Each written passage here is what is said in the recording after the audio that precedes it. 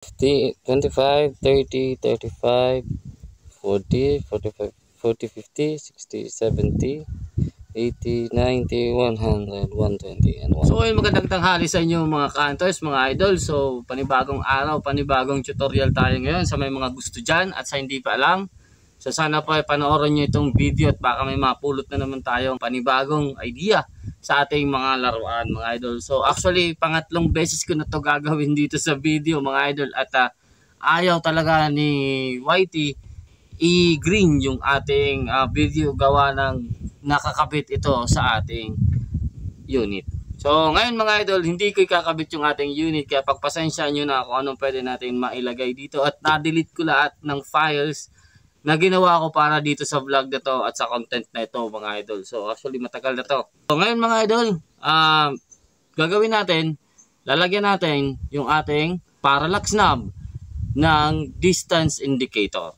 Po, supportan nyo po itong video mga idol at tatalakayin natin yan. Ituturo ko sa inyo mga idol kung bakit at paano.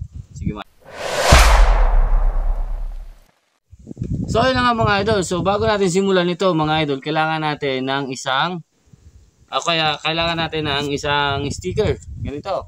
So kung meron kayong ganito mga idol, ewan ko kung saan ko ito nakuha. Pero ito, alam ko ito, linalagyan to ng mga, kung halimbawa may mga notes ka, tapos ididikit mo lang kung saan mga idol. Ito yon.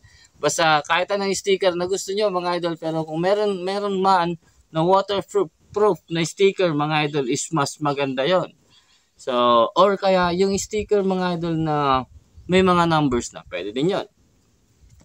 At isang rangefinder. Kung meron kayong rangefinder, kung wala naman po kayong rangefinder, okay lang din po. Pwede nyo i-metros yung ating mga targets dito. So, halimbawa, may metros tayo. So, maglagay tayo ng box mga idol sa iba-ibang distance. Or, gagalawin na lang natin sa, kung may isang box lang tayo, lagay natin sa kung saang distance na sasabihin natin mamaya. And of course mga idol, yung ating scope. So kailangan natin dito sa scope natin mga idol, meron parallax knob. So ito yung gagawin natin, kung nakikita nyo yan mga idol. So meron parallax knob at accessible, pero lahat naman siya accessible mga idol. And isang ball pen. So ito lang po yung ating kailangan dito. At mas maganda ay nakakabit ito sa unit, kaso nga baka i-yellow na naman ni Whitey ito, sayang naman mga idol. Mga idol, tuturo ko sa inyo kung ano nga ba ang gagawin natin dito. So yan mga idol. Ngayon mga idol, at ang purpose nitong video na to at ang purpose ng gagawin natin dito is para malinaw sa ating camera, lalo na sa mga gumagamit ng action cam katulad ko mga idol, na hindi mo siya ma-adjust yung clarity or yung focus ng camera basta-basta. So actually walang focus yung action cam. So normal siyang kumukuha lang ng image mga idol. So kailangan natin mag-base dun sa parallax. Ang kagandahan ng action cam mga idol is wala siyang pakialam sa nakakaharang sa unahan.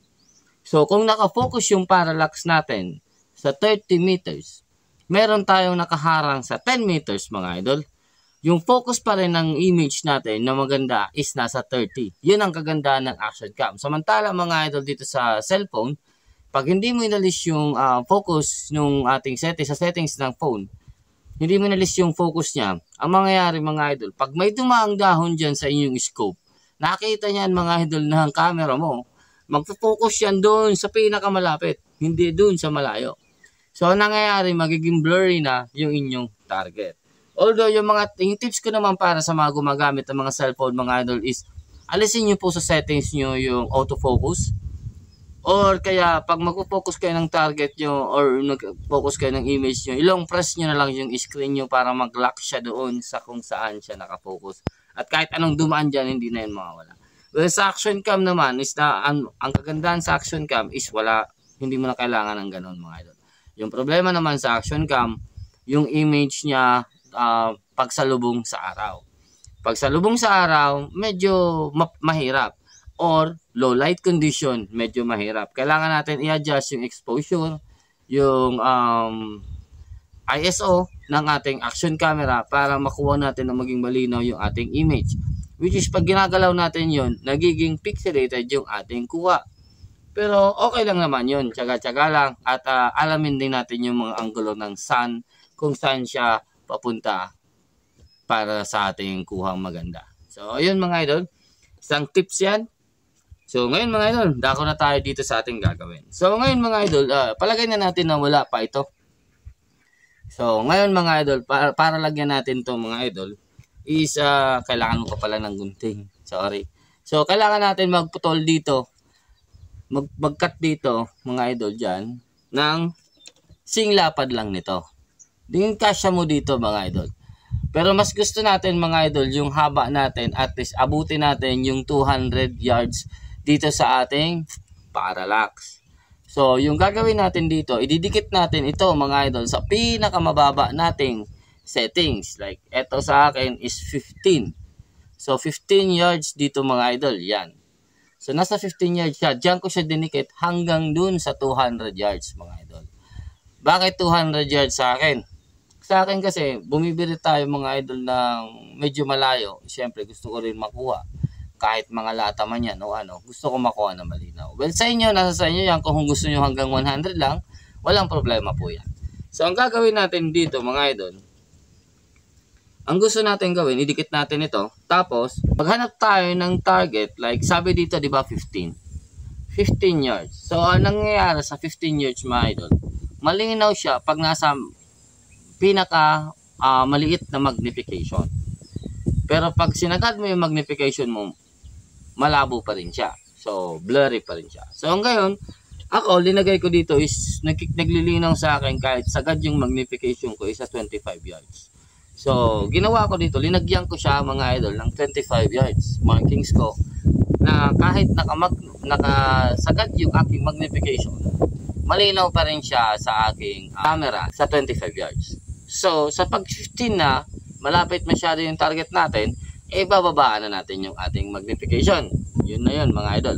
Ngayon mga idol, ang gagawin natin dito, yung gusto natin mangyari, mas maganda talaga ito sana nakakabit para mas hindi nagalaw. Pero anyways, ito na lang, sana pagpasensya nyo na. Ganito mga idol, yung gusto natin mangyari dito, paglagay tayo ng target sa kung saan natin, halimbawa, tapos na tayo 25, so 30 naman, yung target natin. Or katulad dito sa akin mga idol, maraming nyug dito, mga idol, na pwede natin i-range. So meron tayong range finder. So sa may walang range finder, mas maganda at mas siguro mas accurate din yung metros. Kasi sigurado kang saradong 30, saradong 35 o 40, bahala kayo. So, at least sarado siya. Sa akin kasi magkakaroon ako ng, minsan nakukuha ko 31 yards or hindi sakto. So, gagalaw na lang ako, aabante ako, uurong ako, parang ganun. Para at least alam ko na magsasakto pa rin siya kahit paano. Ngayon mga idol, ang gusto natin mangyari dito, is halimbawa may nakita tayong 30, nakasagad yung magnification natin, tapos hahanapin natin kung saan lilinaw muna sa inyong camera. Ito po ang pinakamagandang tip para sa gumagamit ng action cam. So, titingnan muna natin na maging malinaw siya sa ating kuha ng camera. Ngayon mga idol, na natin siyang maging malinaw mga idol sa ating camera. Ang gagawin naman natin, isisilipin na natin siya. So, mas maganda talaga dito, hindi siya nagalaw. So, nakatutok lang siya doon sa area kung saan mo gusto luminaw. So, dapat natutok na at silipin mo, mga idol. Pag nasilip na natin, yung gusto natin naman ngayon mangyari is yung reticle, mga idol, hindi nagalaw. Hindi nagalaw. So, kahit ganyan-ganyanin mo yung mata mo, iwas mo, yung crosshair mo, yung center mo, mga idol, is hindi gumagalaw doon sa kung saan siya naka-point. So, yun ang gusto natin mangyari sa every distance, mga idol, na kukunin natin dito. So, example, sa sinasabi kong pag-focus mga idol, kung nakikita nyo dito sa ating camera o sa recording natin is malabo po yung ating scope cam. So ito pong puno ng nyug na to. Sigit lang, center natin. Ayan. Yan pong puno ng nyug na yan is 40 yards. So, ang gagawin natin is hahabulin natin siya dito sa ating camera muna. Ayan. Gusto natin yung malinaw.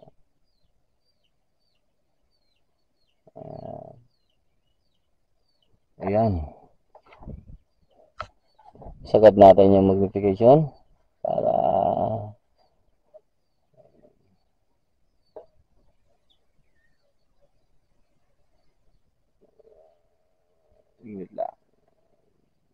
Malabo yan.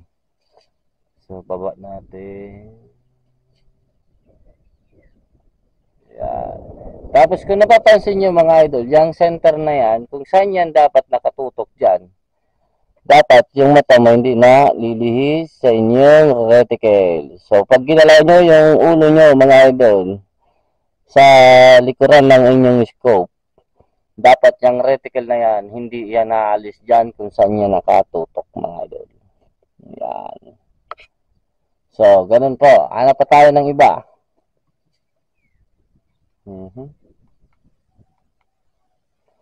Ito, 75 yards.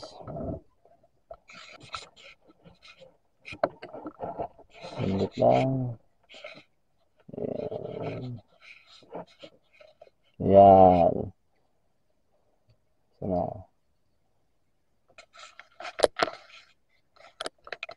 So, ayan mga idol. So, malabo siya sa 75 yards. So, ayusin natin ito para makita nyo. Nag-lock screen. Tapos para makita din natin. Ayan. So, hanapin naman natin ngayon yung ating 75 yards mark. Kung saan siya lilinaw ng maganda. Ayan. So, kung napapansin nyo mga idol, napaka-crisp or napakaganda ng kanyang image mga idol sa ating camera. Ayan. Dito sa ating ayan. So, ganun pa man, hindi na rin siya nagalaw sa ating mata yung kanyang reticle mga idol. So, naka dead center na siya doon. Yan ang sinasabi ko. So, meron na tayong 40 at 75 yards. Kung diretso lang yan mga idol sa yung gagawin natin yan. So, tuturo ko na lang sa inyo mga idol. So, yun mga idol. So, nabigyan ko kayo ng ilang example mga idol ng paano hanapin natin. So, kayo na po bahala dyan kung saan kayo magsisimula at anong increments ang gusto nyo. Kung at sa akin kasi, yung ginawa ko is 25, 30, 35, 40, at 50, 60, 70, 80, 90, 100, so on and so forth.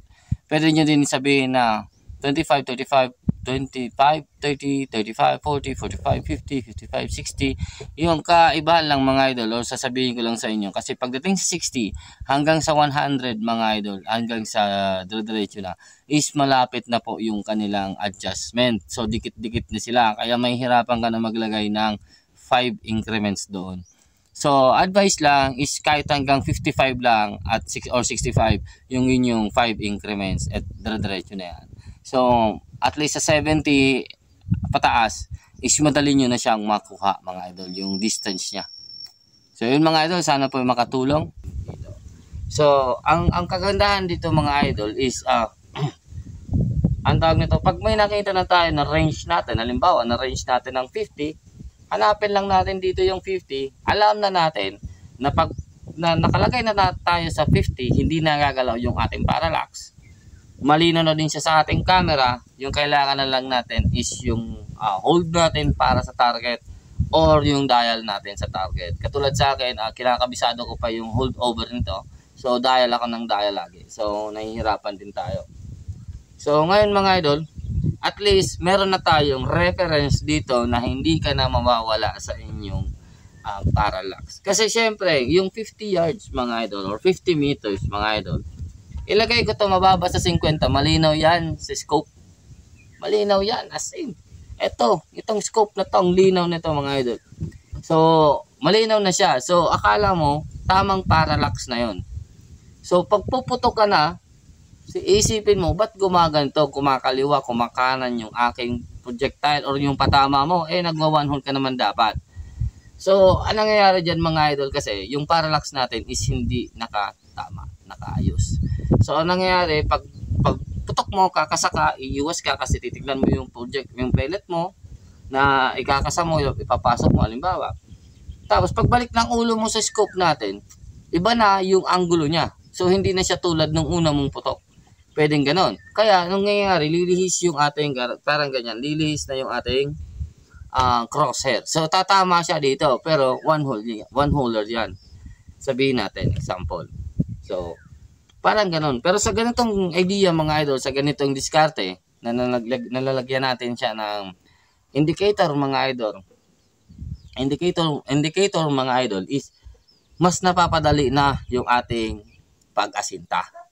So sa inyo mga idol, sana po ay nakatulong ito mga idol na ginawa nating tutorial o ituturo ko sa inyo. Actually nakakita ako nito, may naglalaro ata sa competition. So parang nakita ko siya, bakit may sticker yung parallax knob niya. Yung pala yon, para hindi ka na malito mga idol sa distance ng inyong target. So pag na-range na niya na 50, lagay niya lang sa 50, alam niya na yung 50 na yan dito sa kanyang indicator o sa sticker niya, isakto na sa mata niya. Hindi nagagalaw yung crosser diyan. So dial niya sa 50, dial din sa 50 ng taas ng torus ba? Putok. Yun. Kung accurate na accurate yung unit mo, no worries ka na doon mga idol. At the same time, para sa ating mga content creator ng hunting mga idol is laging malinaw din yung kuha natin. So, ewan ko kung napapansin nyo mga idol sa ating last na 3 videos ata na bihira na, wala halos, siguro nakakuha pa ako ng ilang malalabo kasi nagmamadali or minsan nakakalimot. Pero siguro sa ilang videos ko kahit hindi ako tumatama mga idol, is malinaw na yung kuha natin. So, ganun pa man, sana po ay nakatulong ito. So, thank you po sa inyong lahat ng marami kung napanood nyo po itong video at sana po ay may naituro ako sa inyo dito kahit papano sa maikling minuto ng inyong time. Thank you po ng marami mga idol. Ayan. So, gagawin ko kayo ng video para may maitap ako dito. Hanggang dito lang mga idol. Take care. God bless. Peace out.